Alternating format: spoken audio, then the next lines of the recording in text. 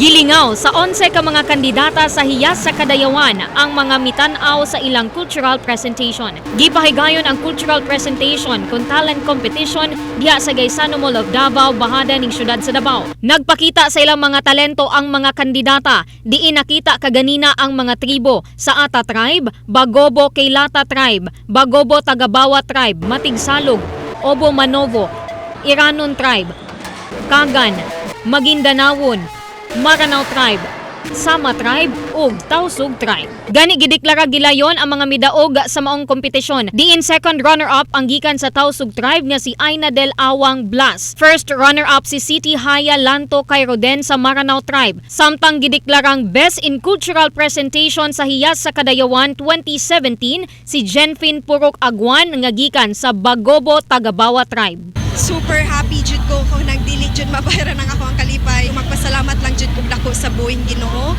ug sa ako ang coach nga si Renante Talabon ug sa ang mga nagsuporta sa ako tribo man o dili mga kauban ako sa trabaho.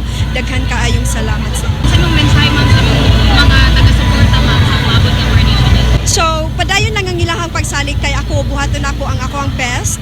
So, just I just wanted to stay positive as what I am and also have faith to our Almighty God because kana jud ang maong kanang most powerful na ginabuhat nato para mahimong makuha nato ang unsa man ang atong gustong makuha. Kasama mo sa balita kasamang Renz Barbarona, Tatak RMN. Tatak RMN.